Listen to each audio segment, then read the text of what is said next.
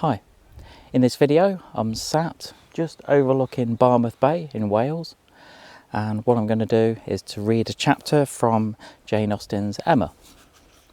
Emma could not forgive her, but as neither provocation nor resentment were discerned by Mr. Knightley, who had been of the party, and had been only proper attention and pleasing behaviour on each side, he was expressing the next morning, being at Hartfield again on business with Mr. Woodhouse, his approbation of the whole, not so openly as he might have done had her father had been out the room, but speaking plain enough to be very intelligible to Emma. He had been used to thinking her unjust to Jane, and had now a great pleasure in marking an improvement. A very pleasant evening, he began, as soon as Mr. Woodhouse had been talked into what was necessary, told that he understood, and the papers swept away. Particularly pleasant. You and Miss Fairfax gave us some very good music. I did not know a more luxurious state, sir, than sitting at one's ease to be entertained a whole evening by two such young women, sometimes with music and sometimes with conversation. I am sure Miss Fairfax must have found that evening pleasant, Emma. You left nothing undone. I was glad you made her play so much, for having no instrument at her grandmother's, it must have been a real indulgence.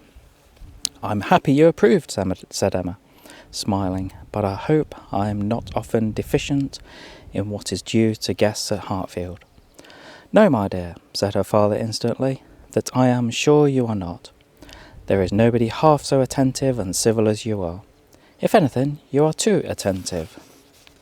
The muffin last night, if it had been handed around once, I think it would have been enough. No, said Mr. Knightley, nearly at the same time. You are not often deficient either in manner or comprehension. I think you understand me, therefore. An arch look expressed. I understand you well enough, but she said only, Miss Fairfax is reserved.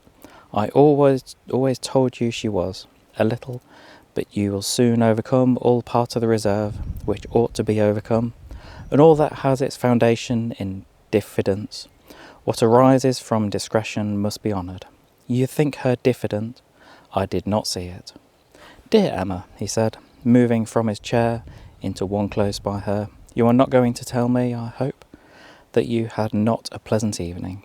Oh, no, I was pleased with my own perseverance in asking questions, and amused to think how little information I obtained. I am disappointed, was his only answer. I hope everybody had a pleasant evening, said Mr. Woodhouse in his quiet way. I had. Once I felt the fire rather too much, but then I moved back in my chair a little, very little, and did not disturb me. Miss Bates was very chatty and good-humoured, as she always is, though she speaks rather too quick. However, this is very agreeable, and Mrs. Bates too, in a different way.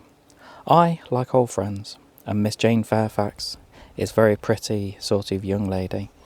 A very pretty and a well-behaved young lady indeed. She must have found the evening agreeable,